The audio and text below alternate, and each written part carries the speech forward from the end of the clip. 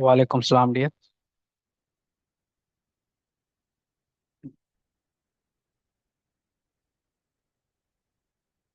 अच्छा, हम क्लास को शुरू करते हैं 8:35 बजे।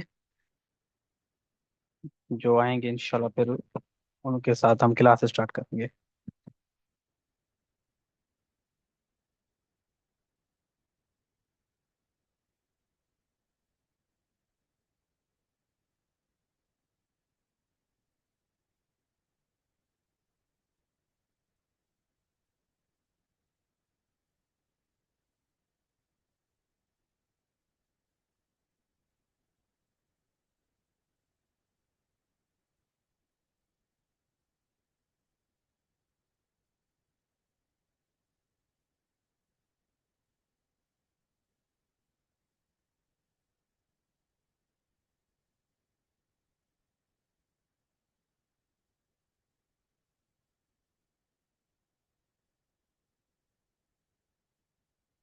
अस्सलाम वालेकुम एवरीवन। तो हम चलते हैं, आज की क्लास को स्टार्ट करते हैं। तो आज का जो हमारा होगा क्लास उस वो होगा प्लेंट से रिलेटेड, जिससे हम जो है सिविल केसेस को इनिशिएट करते हैं। जज़ाकल्लाह, thank you so much Ubaidullah. अच्छा, तो पहले हम जो है पार्टीज देख लेते हैं कि सिविल मैटर्स में पार्टीज के नाम क्या होते हैं। उसके बाद हम जो है अपने टॉपिक पे चलते हैं, जो आज का हमारा टॉपिक है ड्राफ्टिंग ऑफ अ प्लेंट। तो उससे रिलेटेड जो भी चीज़ें होंगी वो हम पहले कवर करेंगे कि ड्राफ्टिंग में कौन सी चीज़ें हमें मेंशन करनी है। फिर जो हम वो सीखेंगे कि वो कैसे मेंशन करते हैं। तो फर्स्ट ऑफ ऑल, ये पार्टीज कैसे होती हैं। ये तो सिंपल, जैसे सूट है, कोई एक सिविल सूट है तो उसमें पार्टीज कौन सी होंगी। एक होगी प्लेंटिफ वर्सेस डिफेंडेंट। ये तो हमने पहले भी देखा, फर्स्ट लेक्चर में भी हमने ये देखा था। और अपील में कौन सी होंगी, अपील में होंगी अपीलेंट। अपीलांट जिसको बोलते हैं, प्रोनाउंसिएशन वो आपके ऊपर है, अपीलेंट या अपीलांट। और जो दूसरा होता है वो होता है रिस्पोंडेंट। और जो भी कोई एप्लीकेशंस होती हैं मिसलिनियस, अगर सेल मैटर्स में आप जो देते हैं, वो उसमें क्या होता है, एप्लीकेंट एंड रिस्पोंडेंट। तो ये पार्टीज होती हैं सिविल मैटर्स में। अच्छा, इधर लिखा हुआ है decree holder versus judgment debtor. ये किसको बोलते हैं हम। किसी को पता है तो बता दे काइंडली, वरना हम जो है आपको बता देते हैं। चैट बॉक्स में अगर कोई बताना चाहे तो बता सकता है कि डिक्री होल्डर किसको बोलते हैं और जो है जजमेंट डेप्टर किसको बोलते हैं।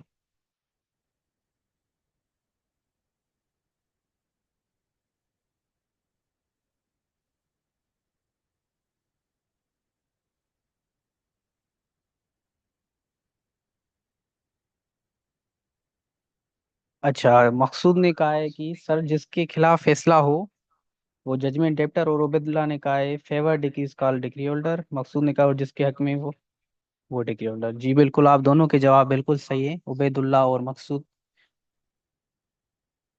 हाँ, मिसेस अदनान ने कहा है judgment debtor is who against decree और ऑर्डर इज पास्ड। जी बिल्कुल, आपकी बात भी सही है, आप तीनों के जो है जवाब आंसर्स बिल्कुल करेक्ट हैं। फिर भी मैं रिपीट कर देता हूँ कि क्या क्या है इन तीनों ने। इसने इन्होंने कहा है कि डिक्री होल्डर वो होता है जिसके हक में फैसला है, इन द फेवर ऑफ, मतलब जजमेंट इसकी फेवर में आई हो। मैं इसको लिख देता हूँ, इस उर्दू में लिख देता हूँ। जिसके हक में जजमेंट आई हो उसको हम बोलते हैं डिक्री होल्डर, और जिसके खिलाफ आई हो उसको हम बोलते हैं जजमेंट डेप्टर। जैसे डेप्टर किसको बोलते हैं, जिसके ऊपर कर्ज हो। तो एक किस्म सा ये नेगेटिव चीज हो गई, तो इससे आप ये समझ सकते हैं कि ये इसके खिलाफ जजमेंट आई है। और होल्डर किसको बोलते हैं, जिसके हाथ में कोई चीज हो। और डिक्री जो जजमेंट होती है वो डिक्री, हम डिफरेंसेस इनके आगे देखेंगे कि जजमेंट और डिक्री क्या होती है, जब अपील पढ़ेंगे तो उधर हम इसको डिफरेंस भी कवर कर लेंगे। तो डिक्री जिसके हाथ में हो, मतलब कि उसके हक में आई होगी तभी उसके हाथ में है। वैसे हाथ तो दोनों में होती है, जो जजमेंट लेटर होता है उसके हाथ में भी डिक्री होती है, क्योंकि उसके जब फैसला आता है तो दोनों को कॉपीज दी जाती हैं। लेकिन ये एक कहते हैं कि जो है ना, सेंग के हिसाब से जो है वो समझा जाता है कि भाई डिक्री होल्डर वो होता है जिसके हक में फैसला है। तो आई होप कि आप समझ गए होंगे कि पार्टीज कैसे होती हैं सिविल मैटर्स में। चलते हैं हम आगे, देखते हैं कि जो प्लेंट है और प्लेंट से रिलेटेड जो ड्राफ्टिंग है वो कैसे की जाती है। जी, शरीका ने सवाल किया है कि what is difference between judgment and degree. तो हम वो डिफरेंसेस जो है जब हम अपील करेंगे तो अपील जो होती है वो जजमेंट और डिग्री के अगेंस्ट होती है, तो हम उधर कवर कर लेंगे। तो एक ये सिंपल ऐसा डिफरेंस होता है कि फर्स्ट ऑफ ऑल जो होती है वो जजमेंट आती है, उसके बाद जो है एक सर्टेन टाइम के बाद डिग्री आती है। एक तो डिफरेंस इसका टाइम पीरियड से हो गया। पहले जजमेंट आती है, उसके बाद डिग्री आती है, और जो डिग्री होती है वो जजमेंट के बेस्ड होती है। उसमें कोई अलग चीज नहीं होती, जो ही जजमेंट होती है वही चीज डिक्री में होती है। तो वो हम ज्यादा जो डेफ में डिफरेंसेस उधर इंशाल्लाह कवर करेंगे, अभी के लिए ये इतने डिफरेंस सही है। अच्छा, ये आज का जो लेक्चर है वो है प्लीडिंग्स। प्लीडिंग्स हम देखेंगे, प्लेंट देखेंगे और ड्राफ्टिंग ऑफ प्लेंट। हमने प्लीडिंग्स पहले भी, जब first lecture sorry third lecture था जिसमें हमने प्रोसीजर देखा था, तो हमने उधर क्या देखा कि प्लीडिंग्स किसको कहते हैं, प्लेंट और रिटन स्टेटमेंट को हम प्लीडिंग्स कहते हैं। तो जो भी प्लीडिंग्स के रूल्स होंगे वो दोनों प्लेंट और रिटन स्टेटमेंट में फॉलो किए जाएंगे। ये हमने पढ़े थे, कहाँ पढ़े थे, आर्डर 4 में, रूल 1 में पढ़ा था। आर्डर 4 रूल 1 में पढ़े थे जी। 4 इसको रोमन में इसको ऐसे लिखते हैं 4 को। तो मैंने इसे आपकी आसानी के लिए 4 ऐसे लिख दिया, नॉर्मल जो भी मैथ होती है हमारे यहाँ। तो आर्डर 4 रूल 1 में ये चीज लिखी हुई है कि प्लीडिंग्स का मतलब क्या होता है, प्लेंट या रिटन स्टेटमेंट, उसको हम बोलते हैं प्लीडिंग्स। तो हम प्लीडिंग्स के जो भी रेगुलेशंस होगी, जो भी गाइडलाइंस होगी, वो पढ़ेंगे। क्यों पढ़ेंगे? क्योंकि जब हम प्लेंट ड्राफ्ट करेंगे तो हमें वो फॉलो करनी है, और रिटन स्टेटमेंट भी वो हमें फॉलो करनी है। प्लेंट के अलग से अपने जो रेगुलेशंस रूल्स हैं, रिटन स्टेटमेंट के भी अलग से हैं। लेकिन एक ऐसे रूल्स हैं जो दोनों के लिए हैं, जो आर्डर 4 में लिखे हुए हैं, प्लीडिंग्स जिसको हम कहते हैं। तो हमें जो है वो पढ़ने भी जरूरी है, उसके साथ साथ प्लेंट के अपने अलग से रूल्स भी एक लिखे हुए हैं आर्डर 5 में, वो भी हम पढ़ेंगे, फिर ड्राफ्ट करेंगे। क्योंकि ये आर्डर 4 और 5 में इसके रिलेटेड, ड्राफ्टिंग के रिलेटेड रूल्स लिखे हुए हैं कि हमें कैसे प्लेन ड्राफ्ट करनी है। तो वो इस वजह से हमें ये आर्डर पढ़ने जरूरी है। तो चलते हैं, हम पहले प्लीडिंग्स का पढ़ते हैं, आर्डर 4 की वो क्या कहता है कि कौन सी चीजें हम ड्राफ्टिंग में दें। अच्छा, प्लीडिंग्स का कहता है कि भाई प्लीडिंग्स, अच्छा ये क्या होगा, प्लीडिंग्स का मतलब क्या है, प्लेंट और रिटन स्टेटमेंट, ये कहाँ लिखा हुआ है, आर्डर 4, ये आर्डर, अच्छा 6 है, सॉरी, लेट मी कंफर्म, ये आर्डर 6 है, ये इसको मैं रिमूव कर दूं इधर। अभी मैंने देखा है सीपीसी में ये आर्डर 6 है, ये मैं गलती से 4 कह गया।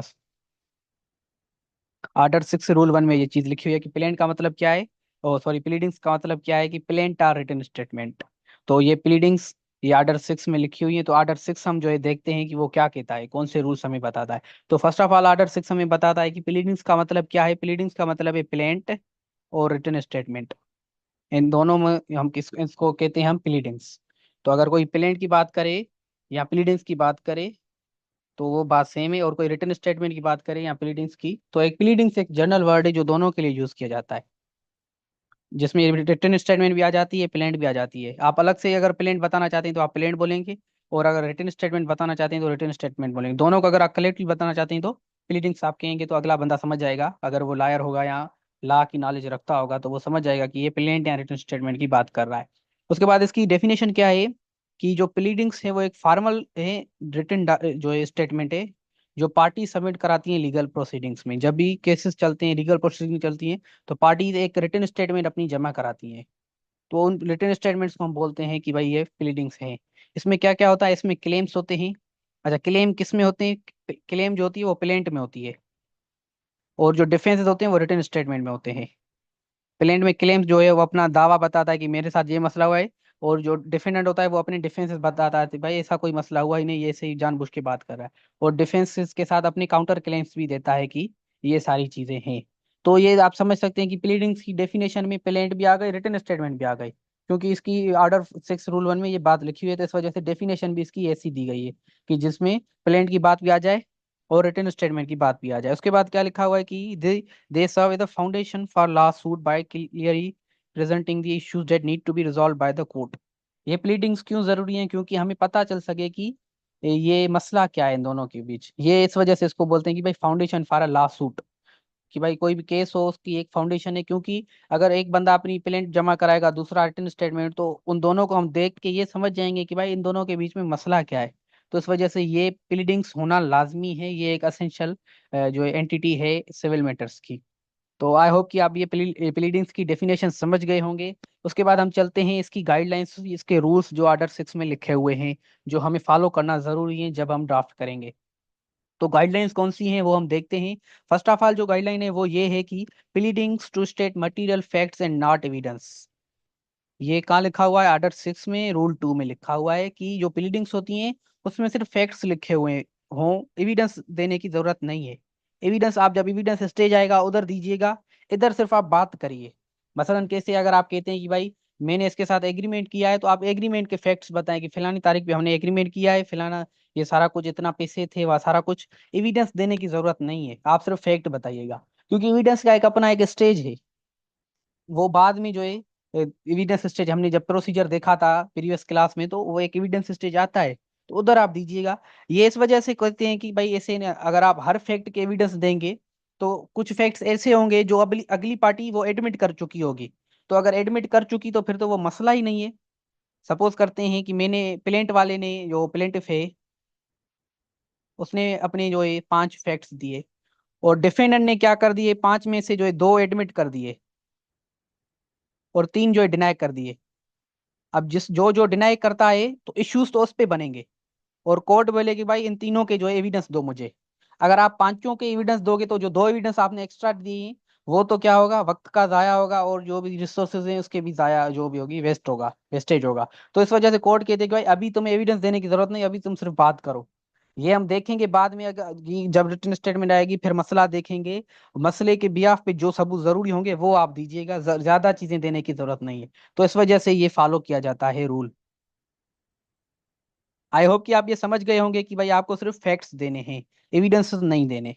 उसके अलग एक स्टेज है, उधर आपसे मांगे जाएंगे तो उधर आप दीजिएगा। ठीक है, तो आगे क्या लिखा हुआ है कि जो भी प्लीडिंग्स होगी वो पैराग्राफ में डिवाइडेड होगी। ये आपने देखा होगा, क्रिमिनल में भी हमने यही देखा था। कैसे पैराग्राफ में होते थे, एक पैराग्राफ होता था, जैसे 1 2 3, आपको याद हो हमने क्रिमिनल में ऐसे की थी। तो सिविल में भी ऐसे ही है। सिविल में भी आपको जो भी प्लीडिंग्स ड्राफ्ट करनी होगी उसमें आप ऐसे पैराग्राफ देंगे, पैराग्राफ देंगे, और उसमें जो भी जो सीरियल नंबर होंगे वो नंबर्स देंगे कॉन्जिक्यूटली, मतलब कि सीरीज में नंबर्स देंगे 1 2 3 4 5। ऐसे नहीं करना कि आपको पहले दे दें 3 फिर 5 फिर 1, ऐसे नंबर्स नहीं देने। इस वजह से इधर इन्होंने लिखा हुआ है नंबर्ड कॉन्जिक्यूटली, मतलब कि सीरीज फॉलो होनी चाहिए। ये भी जो है क्या है, एक जरूरी चीज है जो आपको फॉलो करनी है। उसके साथ साथ जो भी डेट्स एंड सम्स हैं आपको फिगर्स में जो है मेंशन करने। फिगर्स का मतलब ये होता है, जैसे ये लिखे हुए हैं ये फिगर्स हैं। अगर आपको 10 लाख रुपए लिखने हैं तो आपको 10 लाख रुपए फिगर्स में, जैसे ये हो गया, आई होप कि ये 10 लाख हो एक। तो ये 10 लाख अगर मुझे मेंशन करने तो फिगर्स में लिखनी लाजमी है, और नंबर्स में लिखने भी लाजमी है। तो अगर मुझे, जब हम ड्राफ्ट करेंगे तो आप ऐसे भी लिखेंगे, उसके साथ साथ ऐसे भी लिखेंगे कि रुपीज जो है 10 लाख, ये दोनों लिखने लाजमी है। तो ये भी चीज आपको फॉलो करनी है। उसके साथ साथ जो है फॉर्म कैसा होगा प्रीडिंग्स का, वो होगा अपेंडिक्स ए का फॉर्म। हमने अपेंडिक्स ए का फॉर्म देखा है प्रीवियस लेक्चर में, अगर किसी को नहीं पता तो वो प्रीवियस लेक्चर देख ले। उधर हमने अपेंडिक्स ए को जो है बहुत ही अच्छे तरीके से एक्सप्लेन किया है, और हमने प्रीवियस लेक्चर्स के साथ साथ अपेंडिक्स ए का फॉर्म भी शेयर किया है आप पार्टिसिपेंट्स के साथ। तो काइंडली उधर देख लीजिएगा। तो इसको मैं इधर जो एक्सप्लेन अब जो है नहीं करता। तो फॉर्म ऑफ प्लीडिंग्स क्या होगा, अपेंडिक्स ए वाला फॉर्म होगा जब जब एप्लीकेबल हो। अगर वो एप्लीकेबल ना हो तो उसी करेक्टर वाला जो फॉर्म हो वो फॉलो किया जाएगा। अपेंडिक्स ए से रिलेटेड वाला ही कोई फॉर्म अगर आपके पास है तो वो आप फॉलो करेंगे, अगर अपेंडिक्स ए का एप्लीकेबल कहाँ पे किसी जगह पे नहीं है। तो ये कहाँ लिखा हुआ है, आर्डर 6 रूल 3 में। तो आई होप कि ये भी आपको समझ आ गया होगा कि प्लीडिंग्स में कैसे हम जो चीजें जो है देते हैं। और भी कुछ रूल्स हैं वो भी हम देखते हैं, वो क्या है कि pleadings shall not be inconsistent. Inconsistent मतलब क्या है कि मतलब आप एक बात कर रहे हैं ऊपर और नीचे उसको डिनाई कर रहे हो, ऐसे नहीं होगा। वंस आप एडमिट करते हो किसी फैक्ट को, वो आप डिनाई नहीं करते। इसको ऐसे लीगल रूल बोलते हैं ना, once the fact is admitted can not be denied. तो आप अगर एडमिट कर चुके हैं तो फिर आपको डिनाई नहीं कर सकते, भले आप डिनाई करेंगे कोर्ट उसको कंसीडर नहीं करेगी। कोर्ट बोलेगी कि भाई तुमने पहले इसको एडमिट कर दिया है आप, क्योंकि ये आर्डर जो है 6 रूल 7 में लिखा हुआ है कि अगर आपने इस इनकंसिस्टेंट नहीं होनी प्लीडिंग्स, इसका मतलब ये है कि अगर आपने एक चीज एडमिट कर दी तो फिर आपको उसको डिनाई नहीं कर सकते। तो इसको भी आपको ख्याल रखना है कि आपको कौन सी चीजें आप एडमिट कर रहे हैं। तो ये रिटन स्टेटमेंट में ये रूल जरूर काम आएगा आपको, क्योंकि प्लेंट में भी आपको काम आएगा। पहले आप कह रहे हैं कि हमने एग्रीमेंट किया, फिर नीचे प्रेयर में कह रहे हैं कि एग्रीमेंट हमने यहाँ नहीं किया, या ऐसे कुछ प्रेयर मांग रहे हैं। तो ये आपका जो खुद केस खत्म हो जाए, कमजोर हो जाएगा। तो चीजें आपको सही तरीके से ड्राफ्ट करनी है। उसके बाद जो प्लीडिंग होगी वो साइंड होगी बाय पार्टी एंड स्प्लीडर।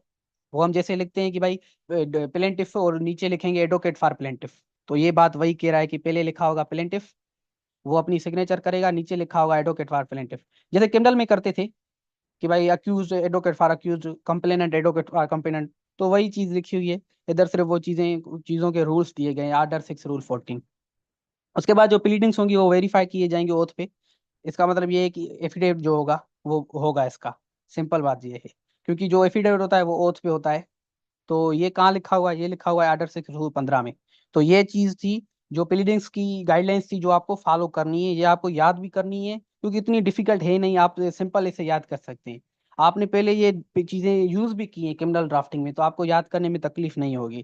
तो ये चीजें आपको याद करनी है, क्योंकि जब आप ड्राफ्ट करेंगे तो इनको कंसीडर करना लाजमी है। अगर एक दो चीज भी आपकी जो है मिसिंग हो गई, तो आपका केस क्या हो जाएगा, कमजोर हो जाएगा। हम जब पढ़ेंगे आगे तो आप देखेंगे कि कितनी जरूरी है ये चीजें। एक चीज अगर आप टाइम पे फॉलो नहीं करते, तो फिर कोर्ट की अपनी मर्जी होती है कि वो कंसीडर करे या नहीं कंसीडर करे। तो इस वजह से आप अपनी जो भी केस को कोर्ट के रहम करम पे नहीं छोड़िएगा। अपने जो भी स्किल्स हैं वो सही तरीके से इस्तेमाल कीजिएगा। तो ये जो गाइडलाइंस हैं, ये प्लीडिंग्स की गाइडलाइंस प्लेंट में भी आप फॉलो करेंगे, उसके साथ साथ रिटन स्टेटमेंट में फॉलो करेंगे। प्लेंट के अलग से भी जो रूल्स लिखे हुए हैं वो भी हम पढ़ते हैं रिटन स्टेटमेंट के। अभी के लिए जो हमने रूल्स पढ़े हैं, गाइडलाइंस पढ़ी हैं, ये आप दोनों में फॉलो करेंगे। अब उसके बाद हम प्लेंट के देखेंगे, प्लेंट में कौन से रूल्स हैं, कौन से जो गाइडलाइंस हमें फॉलो करनी है, वो सिर्फ प्लेंट में आप फॉलो करेंगे, वो रिटन स्टेटमेंट में फॉलो करने की जरूरत नहीं है। तो वो हम देखते हैं कि वो कौन सी चीजें हैं। फर्स्ट ऑफ ऑल, प्लेंट क्या है? Plaint is written document filed by the plaintiff. Simple सी चीज है भाई, प्लेंट है एक रिटन डॉक्यूमेंट है। वो कौन फॉलो जो फाइल करता है? वो एक प्लेंटिफ फाइल करता है, जाहिर बात है, प्लेंटिफ करेगा। और रिटन स्टेटमेंट कौन करेगा? वो डिफेंडेंट करेगा। ये सिविल मैटर्स में होती है, जिसको हम सिविल लॉ सूट कहते हैं। क्यों करते हैं? ताकि लीगल जो एक्शन है वो उसको इनिशिएट किया जा सके। इसमें क्या होता है कि प्लेंटिफ जो होता है, केस सेट आउट करता है by stating the facts and legal grounds on which the claim is based. इसमें जो है प्लेंटिफ क्या करता है, अपने फैक्ट्स और ग्राउंड्स देता है, और लीगल ग्राउंड जो भी उसके हों, ताकि वो उसका जो भी क्लेम है उस जिस पे बेस्ड है, उसके फैक्ट्स और उसके ग्राउंड्स वो मेंशन करेगा उधर। तो अगर वो मांग रहा है भाई मुझे अगले बंदे से 10 लाख रुपए चाहिए, क्यों चाहिए, वो फैक्ट्स बताएगा कि क्योंकि मैंने इसको जगह दी थी, या वो पांच जो है वो जगह के जो है बिहाफ पे मुझे पैसे नहीं दे रहा, हमने एग्रीमेंट भी किया था, और मैं जो लीगल इंटाइटल हूँ, ये एक लीगल ग्राउंड हो गया। तो ऐसे अगर आपका कोई भी क्लेम हो, क्लेम के साथ साथ आपको फैक्ट्स भी बताने हैं कि भाई ये क्लेम क्यों इंस्टीट्यूट हुआ है, और कौन से ग्राउंड है कि आपको क्लेम मिलना चाहिए। तो वो सारी चीजें आपको प्लेंट में बतानी है। उसके बाद कौन से एसेंशियल्स हैं वो हम देखते हैं, जो आर्डर 7 में लिखे हुए हैं। प्लेंटिफ के जो भी एसेंशियल्स हैं वो कहाँ लिखे हुए हैं? आर्डर 7 में। आर्डर 7 को ऐसे भी लिखते हैं, और इसको आप आर्डर 7 ऐसे समझ लें, आपकी आसानी के लिए लिख देता हूँ। इसमें फर्स्ट ऑफ ऑल जो टॉप ऑफ द एप्लीकेशन होगी, उसमें नेम ऑफ द कोर्ट।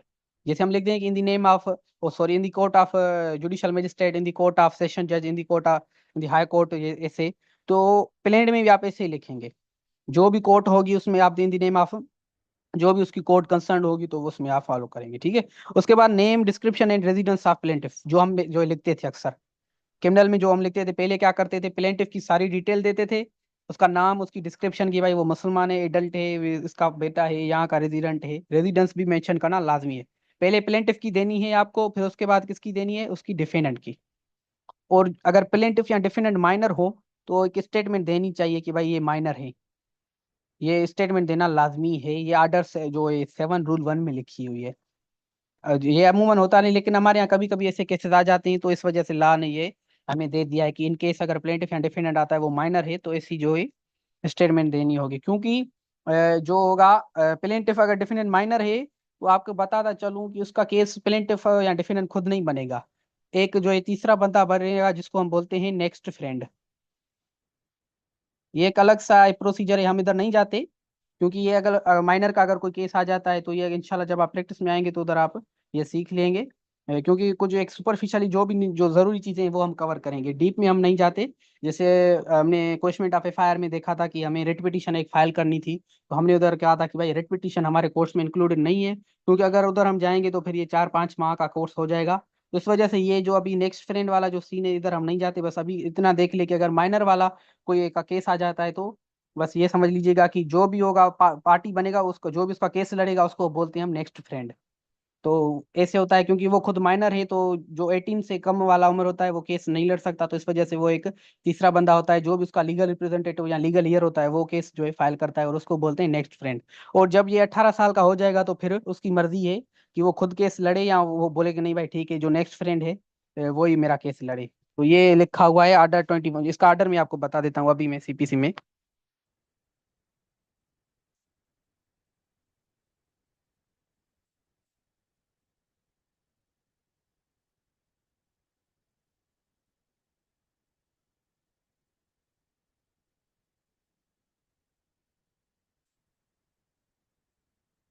हाँ, ये आर्डर 32। ये आर्डर 32 में लिखा हुआ है, suit by or against minors and persons of unsound mind. तो अनसाउंड माइंड का भी यही सीन है नेक्स्ट फ्रेंड वाला, और जो माइनर्स हैं उसके भी आर्डर 32 में ये लिखा हुआ है। अगर किसी को इंटरेस्टेड है तो आर्डर 32 पढ़ लेगा तो वो सारी चीजें कवर हो जाएंगी, या यूट्यूब से कोई वीडियो देख ले तो उधर भी आपकी कवर हो जाएंगी। तो बहरहाल ये एक एक्स्ट्रा चीज थी, तो जरूरी थी, इस वजह से मैंने बता दी। उसके बाद जो effect constituting the cause of action and when it arose, आपको ये बताना है कि आपका काज ऑफ एक्शन अराइज क्यों हुआ, कब हुआ, फैक्ट्स से रिलेटेड, और जो है कौन से फैक्ट्स के बिहाफ पे हुआ, क्या मसला था। काज ऑफ एक्शन की भाई कौन सी वजह थी कि आप केस करने पे जो है आ गए, तो आप वो बताएंगे कि भाई इसने है मेरे साथ ये मसला किया, इस वजह से मैं ये केस फाइल कर रहा हूँ। तो वो भी आपको मेंशन करनी है। उसके बाद जो है कोर्ट को जुरिस्डिक्शन है या नहीं है उसका फैक्ट बताना है। वो भी हम जो इंशाल्लाह ड्राफ्ट करते हैं अभी, तो आप देखना कि कैसे वो चीज़ लिखते हैं कि भाई ये जो, अगर जिस प्रॉपर्टी से रिलेटेड आपका मसला है तो आप बोलेंगे कि ये प्रॉपर्टी फिलाने थाने की हद में है, और फिलाना थाना इस कोर्ट की हद में आता है, इस वजह से ये कोर्ट इंटाइटल्ड है इस केस को हियर करने के लिए। तो वो भी आप मेंशन करेंगे। उसके बाद रिलीफ विच प्लेंटिफ क्लेम, रिलीफ कौन सा क्लेम करते हैं, सिंपल इसको आप ऐसे कह सकते हैं कि पेरियर लिखना लाजमी है, तो हम पेरियर भी लिखते हैं। तो इधर ये लिखा हुआ है कि आपको पेरियर भी देंगे। उसके बाद लिखा हुआ है सेट ऑफ और रिलिक्विशमेंट, अगर प्लेंटिफ ने अलो की है। अच्छा, ये सेट ऑफ और रिलिंक्विशमेंट क्या है, इसको बोलते हैं कि भाई कैसे बोलते हैं, टू डिस्चार्ज द डेप्ट, डेप्ट और टू रिड्यूस द डेप्ट, इसको सेट ऑफ को ये बोलते हैं। मैं इसको एग्जांपल के साथ आपको बताता हूँ इसको क्या मतलब है। सपोज करते हैं अली ने जो है 50 रुपए कर्जा लिया, किससे लिया, अहमद से, और अहमद ने 20 रुपए दिए थे। अच्छा, रकम बहुत कम है तो शायद आसानी हो जाएगी समझने की इस वजह से। अच्छा, 20 रुपए अहमद ने दिए थे अली को कुछ टाइम पहले। अब वो 30 रुपए जो है अब जो 50 रुपए हैं अली के, अब अली चाहता है कि मुझे 50 रुपए जो है चाहिए अहमद से। अहमद अब उसको 50 रुपए नहीं देता, तो अब अली जाता है कोर्ट में, कहता है कि भाई मैं इसके ऊपर केस करता हूँ। अब उसने केस कर दिया। अब अली के पास ऑप्शन है, अली दर प्लेंटिफ पे कोर्ट को कहे कि भाई मुझे 50 रुपए चाहिए, और ये 20 रुपए वाली स्टोरी भी मेंशन कर दे कि भाई 20 रुपए मुझे देने भी हैं, इस वजह से मुझे 30 रुपए चाहिए, क्योंकि 20 रुपए मुझे वे पैसे भी अहमद को देने हैं, मैंने उससे लिए थे, तो इस वजह से मुझे बस 30 रुपए चाहिए। तो ये वो होगा जो है सेट ऑफ या रिलिंक्विशमेंट, कि भाई मैं उसको जो है 20 रुपए इस बिना पे माफ करता हूँ कि मुझे अभी उसको कर्जे देने हैं, तो इस वजह से बस मैं उसको 20 रुपए लेता ही नहीं हूँ। तो वो इधर जो है क्या हो जाएगा, वो सेट ऑफ हो जाएगा, रिलिंक्विश हो जाएगा। तो इस जो सिचुएशन को हम बोलते हैं कि भाई इसने क्या कर दिया, सेट ऑफ अलो कर दिया या रिलिंक्विशमेंट अलो कर दिया। अगर वो कहता है कि नहीं भाई मैं अलग से इसको 20 रुपए दूंगा, पहले मुझे अपने 50 रुपए वापस कर दे, तो फिर वो कहेंगे कि भाई इसने सेट ऑफ अलो नहीं किया, डिसअलो कर दिया, या रिलिंक्विशमेंट अलो नहीं की, डिसअलो कर दी। तो ये इसको बोलते हैं सेट ऑफ या रिलिंक्विशमेंट, कि भाई दो बंदे हैं, एक ने कर्जा दिया, दूसरे ने भी कर्जा लिया था, फिर वो जो कर्जा है आप, एक छोटा वाला कर्जा अपने आप में जो है सेटिस्फाई कर देते हैं, और जो रिमेनिंग अमाउंट है उस पे जो है केस चलता है। तो ऐसे कभी हमारी सिचुएशंस आ जाती हैं जिसमें 50 लाख का होता है, भाई किसी बंदे ने किसी को 50 लाख रुपए दे दिए, और 20 लाख रुपए उसने उससे पहले लिए थे। तो अब वो ऐसे कर सकता है कि भाई ठीक है मुझे आप 30 लाख रुपए दे दीजिएगा, क्योंकि भाई 20 लाख रुपए मैंने आपसे लिए थे, वो भी आपको वापस देने हैं वैसे भी, तो वो आप इधर ही रिलिंक्विश कर दें, इधर ही सेट ऑफ कर दें। तो आई होप कि ये आप समझ गए होंगे कि सेट ऑफ और रिलिंक्विशमेंट किसको कहते हैं। अगर ऐसी कोई सिचुएशन है तो अगर प्लेंटिफ फॉलो करता है तो वो भी मेंशन करना जरूरी है।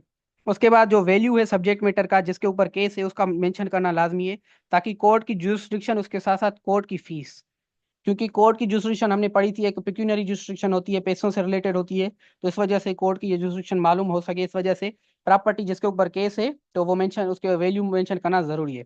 उसके साथ साथ कोर्ट फीस, क्योंकि सिविल मैटर्स और जो है इसमें फीस लगती है। जो भी स्टैंप होते हैं, एक स्टैंप होते हैं, रिसेंटली मसला भी हुआ था कोर्ट फीस से रिलेटेड, और वो हल भी हो गया था। वो फीस जो है बढ़ा रहे थे उससे रिलेटेड, और वकीलों ने एहतजाज किया था, फिर वो की जो फीस पहले थी वही हो गई। तो सिविल केसेस में आपको फीस देनी होती है, वो क्या, जो कोर्ट फीस एक्ट ये अपना पास हुआ है, उसमें फीस डिटरमाइंड हुई है कि भाई इस केस की इतनी फीस होगी, इस केस की इतनी होगी। मुझे मेरे हिसाब से ज्यादा 15,000 है, अगर वो बड़ा सा जितना भी केस है, 15,000 से ज्यादा नहीं है। तो ये फीस हैं, कोर्ट फीस एक है, आप उसमें जो है वो देख सकते हैं। अगर वो भी आपको मेंशन करनी है कि भाई प्रॉपर्टी की इतनी जो है वैल्यू है, और इससे रिलेटेड इसकी इतनी जो है कोर्ट फीस बनती है। उसके बाद क्या है, अगर मनी सूट है, मनी से रिलेटेड है, कि भाई प्लेंटिफ चाहता है कि मुझे जो अपने पैसे रिकवर कराने हैं, तो वो अमाउंट मेंशन करेगा कि भाई मुझे इतने पैसे रिकवर कराने। अगर प्लेंटिफ जो है सू करता है मेसनी प्रॉफिट या अनसेटल अमाउंट के लिए, तो जो अप्रोक्सीमेटली अमाउंट होगा वो मेंशन करेगा केस में। अच्छा, किसी का सवाल है? अच्छा, शरीका का सवाल है कि कोर्ट फीस कौन डिटरमाइन करता है। अच्छा, ये कोर्ट फीस जो है वो ऑलरेडी डिटरमाइंड है, एक एक्ट है कोर्ट फीस एक्ट, उसका मुझे साल याद नहीं कि कौन सा साल में ये पास हुआ है। बाकी आप ये कोर्ट फीस एक्ट से आप जो गूगल पे लिखेंगे तो वो आ जाएगा, उधर वो सारी चीजें डिटरमाइंड है कि भाई इस केस की इतनी फीस है और इस केस की इतनी है। जी बिल्कुल, जो फीस होगी वो प्रॉपर्टी के वैल्यू के हिसाब से होगी। उबैदुल्ला ने सवाल किया था कि सर फीस प्रॉपर्टी वैल्यू के हिसाब से होगी। जी बिल्कुल, वो प्रॉपर्टी का जो वैल्यू होगा फिर उसके वैल्यू का देखेंगे कोर्ट फीस एक्ट में कि भाई इस वैल्यू की कितनी जो है फीस होगी, फिर उतनी जो है आपको फीस जमा करानी होती है इस टाइम के जो सूरत में। अच्छा, उसके बाद जो है अगर मनी सूट है, आपको पैसे रिकवर कराने हैं तो आप लिखेंगे कि भाई मुझे इतने पैसे चाहिए।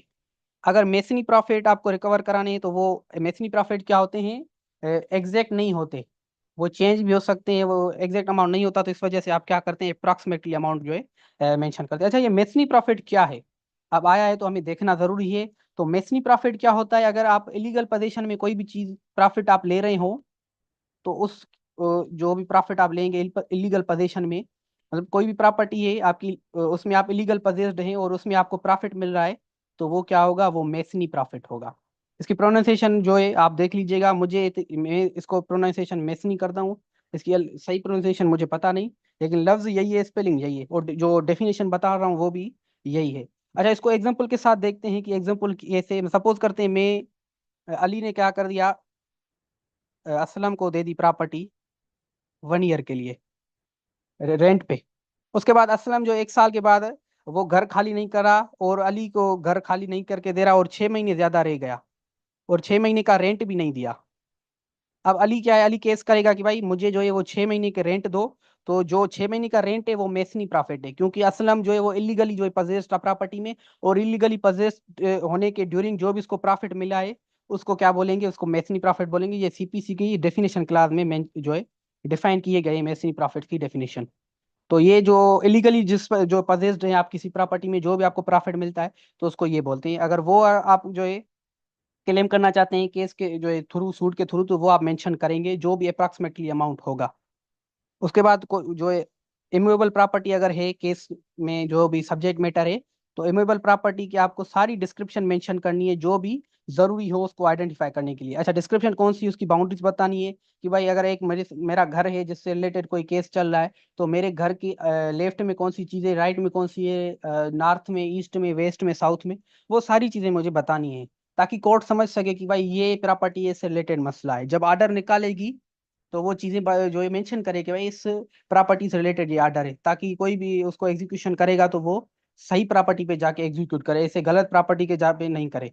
तो इस वजह से हमें बाउंड्रीज मेंशन करना जरूरी है, और जो भी सेटलमेंट ऑफ सर्वे या सिटी रिकॉर्ड में जो भी नंबर्स हैं, ये एक सिटी रिकॉर्ड सर्वे होता है, उसमें आपकी प्रॉपर्टी के नंबर्स दिए गए होते हैं कि फलाना नंबर है, फलाना नंबर है, वो भी आपको मेंशन करनी। आपको परेशान होने की जरूरत नहीं, अगर आपका क्लाइंट कोई प्रॉपर्टी के जो भी केस लाएगा तो प्रॉपर्टी के कागजात में ये सारी चीजें मेंशन हुए होती हैं, उधर से आप ये जो है निकाल के मेंशन करेंगे। अच्छा, उसके बाद जो है एसेंशियल्स ऑफ प्लांट, दूसरी जो भी जो है वो देखते हैं कि क्या क्या एसेंशियल्स हैं। अच्छा, ये मैंने पहले ही मेंशन कर दिए, अलग से मैंने इधर लिख दिया है। इमूवेबल प्रॉपर्टी है तो वो सारी उसकी डिस्क्रिप्शन होगी, बाउंड्री तो सारा कुछ। और अगर डिफेंडेंट का इंटरेस्ट है, लाइबिलिटी आपको बतानी है कि डिफेंडेंट जो है उसका क्या इंटरेस्ट है इस प्रॉपर्टी में।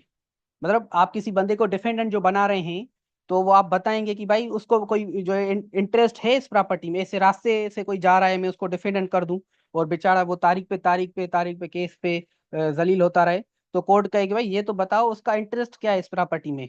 जैसे मैंने आपको पहले भी एक लीगल डॉक्ट्राइन बताई थी, क्यू इसको क्यूए बोनो, ये मुझे आपने बताई, मैंने बताई थी आपको कि ये एक लीगल डॉक्ट्राइन है जिसके मीनिंग यही है कि भाई हु बेनिफिट्स, मतलब जो भी पार्टी बनेगा वो ये प्रूव करेगा कि भाई मुझे इंटरेस्ट है इस प्रॉपर्टी में, लिहाजा मैं पार्टी होना लाजमी हूँ।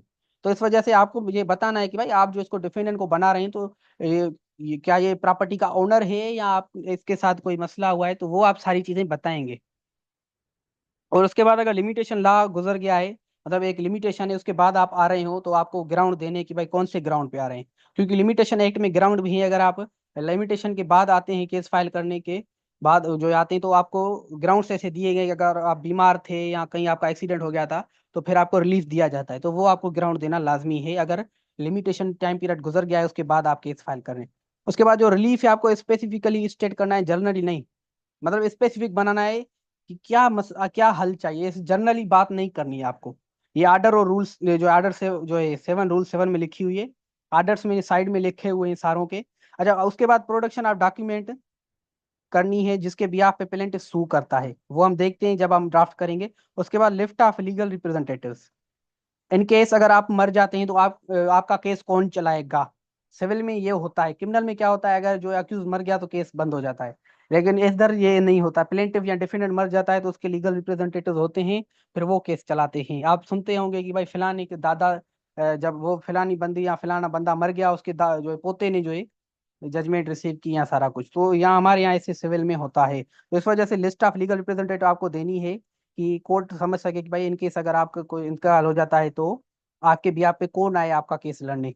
तो वो मेंशन करना लाजमी है। वो कहाँ लिखा हुआ है, आर्डर 7 रूल जो है 26।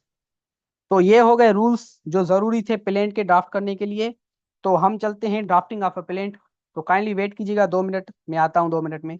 तब तक के लिए ये आप रूल्स देख लीजिएगा, ये इसको सारा कुछ, या केस स्टडी में देख लेता हूँ, ये केस स्टडी तब तक आप पढ़ लीजिएगा, मैं आता हूँ 2 मिनट में पानी पी के।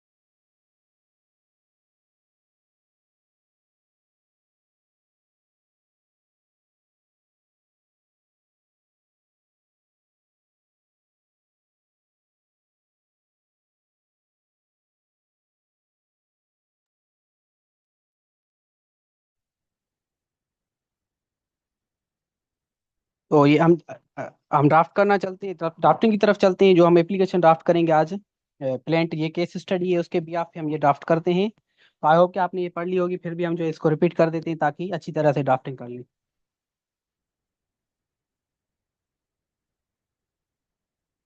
अच्छा, केस स्टडी क्या है, अमजद नाम है जो परचेजर है जिसने कोई प्रॉपर्टी परचेज की है। अच्छा, अमजद की ये सारी डिटेल दी गई है, हम ये जो है देख लें आप। अमजद सन्ना इरफान अली और जो कास्ट है उसकी। अमजद एक प्रोफेशनल है कंस्ट्रक्शन इंडस्ट्री में, और उसका बिजनेस है अमजद कॉरपोरेशंस, और वो सक्सेसफुली कंप्लीट किए बहुत सारे प्रोजेक्ट, और अभी इसका एक प्रोजेक्ट चल रहा है। उसके बाद नबील है जो सेलर है जिसने कोई चीज़ सेल की है। अभी इन दोनों की सिर्फ डिटेल दी गई है, नबील, ये सारी डिटेल दी गई है नबील की, ये फर्स्ट है। उसके बाद इसके पास एक प्लाट है जिसकी सिटी सर्वे नंबर क्या है, 16 17 और 18। जो हमने देखा था कि अगर रिमूवेबल प्रॉपर्टी है तो उसके सिटी सर्वे नंबर मेंशन करने, तो ये उसके ये नंबर आपको दिए गए। और उसकी जो भी डिटेल्स हैं कि भाई 10,000 स्क्वायर फीट की प्रॉपर्टी और कहाँ सिचुएटेड है, जो है कासमाबाद हैदराबाद। उसके बाद एग्रीमेंट हुआ है इन दोनों के बीच में, इस तारीख पे एग्रीमेंट हुआ है।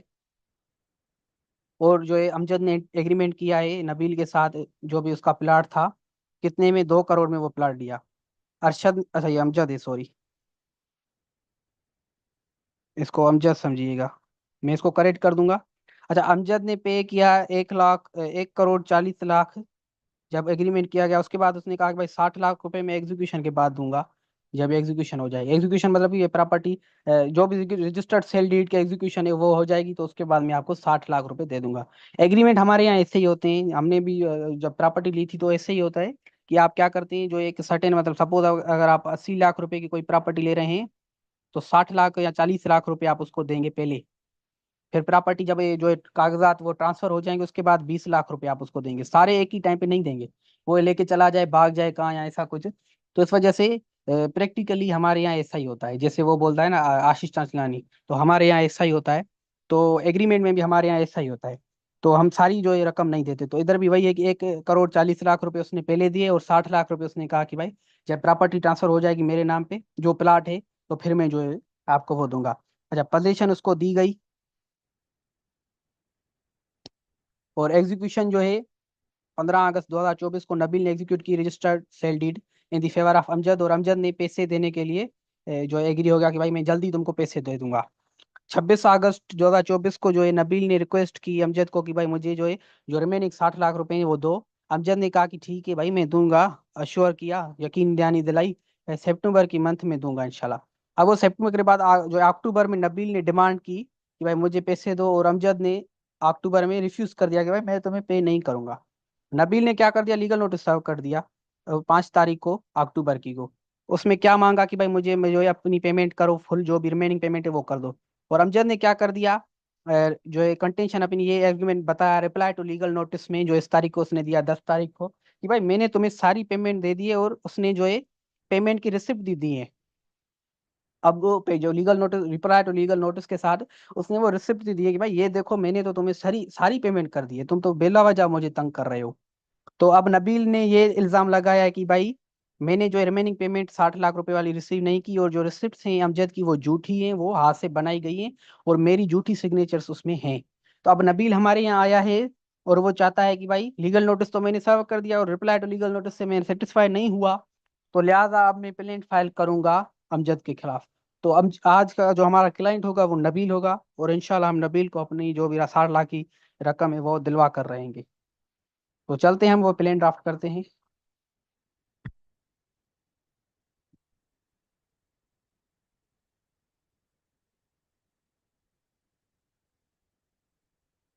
अच्छा, ये हम टाइटल देते हैं जो भी उसका कोर्ट होगा, सपोज करते हैं इसकी जो प्रॉपर्टी है वो जो है सिविल जज नहीं चला सकता, तो सीनियर सिविल जज के यहाँ आइए, इन दी कोर्ट ऑफ सीनियर सिविल जज। और इधर हम फर्स्ट सूट नंबर लिखते हैं। अच्छा, ये क्यों लिखते हैं ये मुझे खुद पता नहीं है, मैंने ड्राफ्टिंग के फॉर्मेट्स लिए थे सिंह सर से, तो उसमें ये लिखे हुए थे। अच्छा, एक सर ने मुझे ये बताया था कि जो फर्स्ट सूट होते हैं वो फेडरल लेवल के जो केसेस होते हैं तो उसमें भी फर्स्ट सूट होता है, तो इसकी एक मुझे एग्जैक्ट डेफिनेशन पता नहीं कि हम ये क्यों लिखते हैं। बहरहाल इधर हम फर्स्ट सूट नंबर लिखते हैं, और आप भी यही लिखिएगा। इंशाल्लाह जब मुझे डेफिनेशन पता चल गई या कहीं किसी सर से मैंने पूछ ली तो फिर आपके साथ मैं जरूर शेयर करूंगा। उसके बाद हमने ये देखा था कि जो भी प्लेंट के रूल्स थे उसमें क्या था कि भाई प्लेंटिफ की सारी हमें डिटेल देनी है, उसके बाद डिफेंडेंट की सारी डिटेल देनी है। ये हमने आर्डर जो है 7 में पढ़ा था, रूल 1 में, या रिसेंटली अभी पढ़ा है। तो हमने प्लेटिव की सारी डिटेल दी हुई है और जो डिफेंडेंट है वो सारी डिटेल दी। तो हमने ये बिना किसी देरी के अब चलते हैं आगे। फिर एप्लीकेशन का टाइटल भाई, टाइटल हम क्या चाहते हैं। अच्छा, ये मैंडेटरी इंडेक्शन नहीं आएगा इधर, मैं इसको रिमूव कर देता हूँ।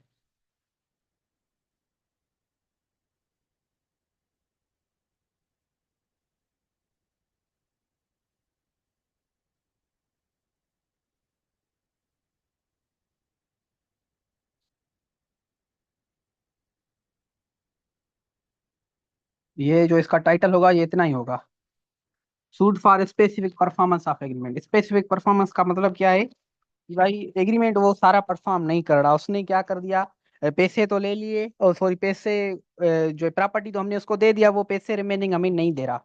तो क्या होगा, suit for specific performance of agreement. Agreement की जो स्पेसिफिक परफॉर्मेंस की जाए तो हम कोर्ट से ये मांगते हैं। तो टाइटल इसका ये होगा। उसके बाद हम लिखते हैं रिस्पेक्टफुली शिवित। इसका मतलब ये होता है जब हम किसी बंदे से इज्जत से बात करते हैं, इज्जत से कोई चीज बताते हैं या इज्जत से कोई चीज मांगते हैं, तो हम ये लिखते हैं। ये वर्ड इसकी प्रोनाउंसिएशन मुझे सही पता नहीं है, मेरे हिसाब से ये शिवित या कुछ ऐसा होगा, लेकिन इसकी मीनिंग यही है कि भाई किसी बंदे से आप रिस्पेक्टफुली कोई चीज मांगते हो या कोई चीज बताते हो तो उसको ये मेंशन करते हैं। तो ये भी आप लिख सकते हैं, या आप ऐसे भी लिख सकते हैं कि भाई द प्लेंटिफ जो है praise before this honourable court. तो ऐसे भी आप लिख सकते हैं, वो आपकी अपनी मर्जी है। ठीक है। तो उसके बाद हम पहले वाले में क्या लिखते हैं, जैसे भी क्रिमिनल में आते थे कि भाई बहुत ही शरीफ इंसान है, पीस लविंग सिटीजन है, तो इधर भी हम वो लिखेंगे सारी डिटेल्स। और फिर प्रॉपर्टी की हमने पढ़ा था कि भाई इमूवेबल प्रॉपर्टी है तो उसकी सारी डिटेल्स देनी है ताकि कोर्ट इसको आइडेंटिफाई कर सके कि भाई कौन सी प्रॉपर्टी है, वो समझ सके। तो हमने वो प्रॉपर्टी की सारी डिटेल्स भी अंदर मेंशन की है। उससे पहले हम जो है ये लिखेंगे भाई प्लेंटिफ ने एक एग्रीमेंट किया था फिलानी तारीख को, और प्लाट का जो है प्लाट के रिलेटेड वो था, उसकी सेल से रिलेटेड उसकी सर्वे नंबर ये है, और ये 10,000 स्क्वायर फीट का है, वो अमार सिटी हैदराबाद में जो है रिलेट जो है सिचुएटेड है। और जो है कितनी रकम हमने इसको जो है सेल की है, 2 करोड़ में। उसके बाद बाउंड्रीज उसकी हम ऐसे मेंशन करेंगे भाई ईस्ट में उसके बराबर में फ्लैट है, वेस्ट में फ्लैट नंबर 19 है, नॉर्थ में गली है, और साउथ में एक दीवार है। तो जो भी आपके केस में जो भी जो डिटेल्स होंगी आपको मेंशन करना लाजमी है ऐसे ही, जैसे मैंने इधर मेंशन किए ईस्ट वेस्ट नॉर्थ साउथ। उसके बाद मैं इधर लिखता हूँ जो है ब्रैकेट में photo copy of agreement dated is enclosed herewith as an annexure A. Court में अगर आप एक्स्ट्रा कोई भी डॉक्यूमेंट्स बनाते हैं तो उसको आप लिखते हैं एनेक्स्चर ए, एनेक्स्चर बी, एनेक्स्चर सी। तो आप हमने ये देखा था कि आपको जो है डॉक्यूमेंट्स उधर ही देंगे प्लेंट के साथ, जो भी जिसके बिहाफ पे आपका क्लेम है। तो आपने जो एग्रीमेंट किया है तो आपको वो एग्रीमेंट की कॉपी देना लाजमी है। तो हमने इधर लिखा हुआ है कि भाई एग्रीमेंट की कॉपी हमने अटैच की है इस प्लेंट के साथ, जो भी हमने इसके साथ एग्रीमेंट किया है, और जो भी लीगल नोटिस होंगे वो भी हम अटैच करेंगे। उसके बाद हम लिखते हैं कि भाई प्लेंटिफ ने जो है 1,40,40,00,000 1,40,40,00,000 रुपए दिए प्लेंटिफ को, और कंसिडरेशन अमाउंट जो है इसको इसके फेवर में जो है जब एग्जीक्यूशन हो जाएगी तो उसके बाद जो उसको पे किया जाएगा। उसके बाद जो है पोजेशन ऑफ जो सूट प्रॉपर्टी है उसको दी गई उधर ही डिफेंडेंट को एग्रीमेंट के डे पर, और फिलानी तारीख जो है 15 तारीख को जो है प्लेंटिफ ने एग्जीक्यूट कर दी इन दी फेवर ऑफ जो है डिफेंडेंट। मतलब कि प्लेंटिफ ने जो है प्रॉपर्टी की जो भी कागजात थे जो इन दी फेवर ऑफ डिफेंडेंट जो है क्या कर दिए, एग्जीक्यूट कर दिए। अच्छा ये जो डीड है इसकी स्पेलिंग थोड़ी गलत मैंने अभी नोट की है, इसकी स्पेलिंग ये होगी DEED। सेल डीड, डीड का मतलब होता है एग्रीमेंट। इधर डेड लिखा हुआ है, गलती हो गई। और MS ऑफिस ने भी नहीं बताई हमें गलती, क्योंकि डेड लफ्ज भी सही है।